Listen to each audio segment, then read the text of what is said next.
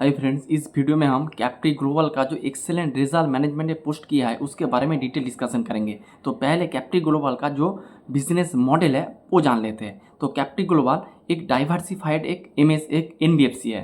तो अगर आप देखेंगे इसका जो पोर्टफोलियो का जो मेन चीज़ है वो है इसका गोल्ड लोन। लेकिन पहले इसका गोल्ड लोन का परसेंटेज इतना ज़्यादा नहीं था। पहले मोटा मोटी 20-30% का परसेंटेज था। लेकिन वो लोग आप देखेंगे जो गोल्ड का जो सेगमेंट है क्या, उसका गोल्ड का सेगमेंट बहुत तेज़ी से ये लोग इंक्रीज़ कर रहा है। अभी आप देखेंगे इसका जो मेन बिजनेस हो गया है वो गोल्ड लोन हो गया है। ऑलमोस्ट 50% इसका रेवेन्यू अभी आ रहा है गोल्ड सेगमेंट से। तो अगर आप इसका बिजनेस का सेगमेंट देखेंगे तो किन किन सेगमेंट से इसका रेवेन्यू आते हैं, वही इसका गोल्ड से 46% रेवेन्यू आते हैं, एमएसएमई से 70%, अफोर्डेबल हाउसिंग से 20%, और इसका जो कुछ जो कंस्ट्रक्शन फाइनेंस भी ये लोग करते हैं उससे 15% आते हैं, और कुछ अदर से भी कुछ इसका एयूएम आते हैं। जैसे ये लोग को लेंडिंग करता है, फिर आप जो इंश्योरेंस डिस्ट्रीब्यूशन करता है, फिर आपका जो कार लोन डिस्ट्रीब्यूशन करता है, इससे भी कुछ फी इनकम इसका आता है। अगर आप इसका टोटल एयूएम में देखेंगे तो ऑलमोस्ट 25% इसका जो आते इनकम आते हैं, 20% इसका जो इनकम है टोटल इनकम का, तो वो मोटा मोटी है इसका फ़ी इनकम से आते हैं। तो इसका एक रेवेन्यू का एक बड़ा वाला चंक इसका फ़ी इनकम से आते हैं। और फ़ी इनकम ये लोग जो आपका को लेंडिंग से आते हैं, जो को लेंडिंग में ये लोग गोल्ड का भी को लेंडिंग करता है, फिर हाउसिंग फाइनेंस का को लेंडिंग करता है, फिर आपका जो एमएसएमई का भी को लेंडिंग करता है, उससे फ़ी इनकम आते हैं। और को लेंडिंग के बारे में मेरा एक वीडियो मेरे चैनल में है, एक एजुकेशनल जो फंडामेंटल एनालिसिस का एक प्लेलिस्ट है, उसमें जाके आप देख सकते हैं व्हाट इज़ को लेंडिंग। तो ये बात है। फिर इस जो डिस्ट्रीब्यूशन सारे बिजनेस भी करते हैं। तो ये मोटा मोटी इसका बिजनेस मॉडल। अगर आप देखेंगे ये गोल्ड का जो सेगमेंट का परसेंटेज ये धीरे धीरे अभी बढ़ा रहा है। डिटेल डिस्कशन हम वीडियो में करेंगे।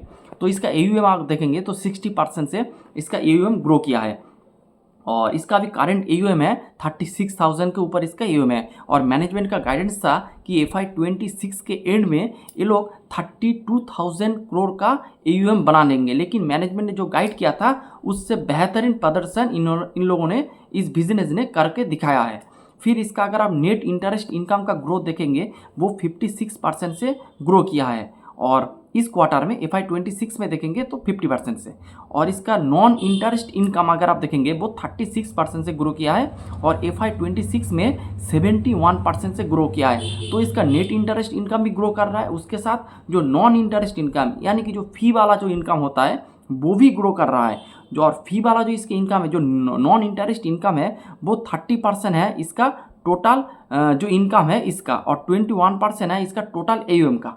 तो टोटल एयूएम जैसे इसका टोटल एयूएम है इसका ऑलमोस्ट जो 36,000 है, इसका 20% फी इनकम से आते हैं यानी नॉन इंटरेस्ट इनकम से। और टोटल जो इंटरेस्ट इनकम है, जो टोटल इनकम है, इंटरेस्ट इनकम और नॉन इंटरेस्ट इनकम, इनको मिला के होता है आपका टोटल इनकम। तो टोटल इनकम का 30% आपका आता है इस नॉन इंटरेस्ट इनकम से। तो नॉन इंटरेस्ट इनकम इसका एक बड़ा वाला पार्ट है। फिर इसका पैट देखेंगे तो पैट 60% से ग्रो किया है, और FY26 में ऑलमोस्ट पैट डबल हो चुका है। और इसका जीएनपी का नंबर देखेंगे वो भी इम्प्रूव हुआ है। 1.5 था लेकिन गिर के आ चुका है 0.9% ईयर ऑन ईयर बेसिस में।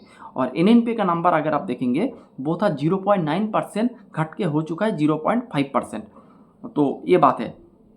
फिर अगर आप इसका आरओई का नंबर देखेंगे वो भी इम्प्रूव हुआ है, 3.6 था 3.8 हो चुका है, और FY26 में इसका 3.5 है, 2.7 था 3.5 है। तो इसका भी करंट FY26 का जो आरओ है 3.5%। और आरओई अगर आप देखेंगे year on year basis, quarter on quarter basis पे इम्प्रूव हो रहा है। और आरओई का नंबर देखेंगे 16.9 था, वो बढ़ के हो चुका है 16। और लेकिन आप इसको एनुअल बेसिस में देखेंगे तो FY26 में इसका जो 11.8 था वो बढ़ के हो चुका है 16.5%। तो इसका आरओई इम्प्रूव हो रहा है, आरओई भी इसके साथ इम्प्रूव हुआ है, जो कि कोई भी बिजनेस के लिए एक पॉजिटिव फैक्टर है। इसको आपको अच्छे से देखना चाहिए। फिर कॉस्ट टू इनकम, तो कॉस्ट टू इनकम का मतलब होता है जो आपका बिजनेस में कितना खर्चा पानी हो रहा है। अगर आपका एक्सपेंस जितना घटेगा उतना ही आपको पीपीओपी में बूस्ट मिलेगा। अगर आप इसका कॉस्ट टू इनकम देखेंगे तो 54.8% था Q4 ऑफ FY25 लेकिन Q4 ऑफ FY26 में है 50%, तो इसका कॉस्ट टू इनकम घट रहा है। उसके साथ FY26 में देखेंगे जो था 59% घट के हो चुका है आपका 49%। तो ईयर ऑन ईयर बेसिस और FY25 वर्सेस 26 हर एक पैरामीटर में, हर एक टाइम फ्रेम में इसका कॉस्ट टू इनकम का लेवल घटा है। फिर ब्रांच के बारे में देखेंगे तो इसके पास अभी टोटल 1429 ब्रांचेस है। इनमें से ऑलमोस्ट 1000 ब्रांचेस है गोल्ड के और 1000 ब्रांच है गोल्ड के और 400 ब्रांचेस है नॉन गोल्ड वाले सेगमेंट में। और ये लोग गोल्ड वाले सेगमेंट का ब्रांचेस एकदम रैपिड वे में ग्रो कर रहा है। और Q4 में इन लोगों ने ऑलमोस्ट 98 ब्रांचेस ओपन किया है, 98 ब्रांचेस इन लोगों ने ओपन किया है। फिर अगर आप देखेंगे इसका यील्ड थोड़ा घटा है, 16.5 था 16.3 है, मोट स्टेबल कह सकते हैं आप। कॉस्ट ऑफ बोरोइंग भी घटा है, इसके साथ स्प्रेड इंप्रूव हुआ है। और नेट इंटरेस्ट मार्जिन जो था 8.9% वो घट के बढ़ के हो चुका है 9.2%। तो आप देखेंगे इसका स्प्रेड भी इम्प्रूव हो रहा है, उसके साथ नीम भी इम्प्रूव हुआ है, जो कि बहुत ही अच्छा है।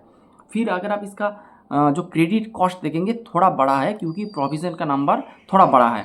जैसे इसका प्रोविज़न 18.5 करोड़ हो गया है, पहले था 5 करोड़, तो 5 करोड़ से 18 करोड़ हो गया है ईयर ऑन ईयर बेसिस में। तो उसके साथ अगर आप इसका क्रेडिट कॉस्ट देखेंगे 0.4 था, बढ़ के हो चुका है 0.7।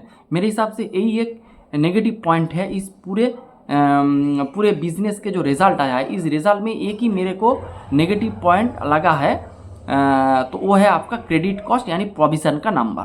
उसके बाद हम इसका AUM मिक्स का जो सेगमेंट वाइज जो AUM है ये भी हम डिस्कस करेंगे। इसका गोल्ड सेगमेंट 110% से ग्रो किया है और इसका गोल्ड का कंट्रीब्यूशन पहले था 35% Q4 ऑफ FY25, लेकिन Q4 ऑफ FY26 में 46%। और इसका LTV यानी कि जो लोन टू वैल्यू जो है, यानी कि लोन टू का वैल्यू का मतलब होता है सपोज आपका लोन टू वैल्यू है 80%, तो आपका 100% को आपके पास कुछ जो प्रोडक्ट है वो 100% है, लेकिन आप 100 रुपीज़ के प्रोडक्ट के ऊपर आप 80% का उसको लोन दे रहा है, इसे कहते हैं लोन टू वैल्यू।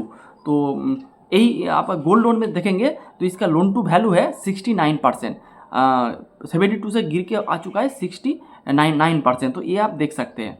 तो लोन टू वैल्यू है 69%। और इसके बाद इसका यील्ड आप देखेंगे तो इसका यील्ड मोटा मोटी थोड़ा गिरा है। मैनेजमेंट ने कहा है कुछ अकाउंटिंग प्रोसेसिंग से वजह से इसका यील्ड थोड़ा घटा है और एसेट क्वालिटी इंप्रूव हुआ है। और MSME में अगर आप देखेंगे AUM का ग्रोथ है 23% और एसेट क्वालिटी स्टेबल है। और इसका जो कॉन्ट्रीब्यूशन है AUM में 23 था, लेकिन आप घट के आ चुका है 17%, यील्ड इंप्रूव हुआ है। एफोर्डेबल हाउसिंग में आप देखेंगे 43% से इसका AUM ग्रो हुआ है और इसका कॉन्ट्रीब्यूशन 22% घट के आ चुका है 20%, और इसका यील्ड इंप्रूव हुआ है और एसेट क्वालिटी भी इंप्रूव हुआ है।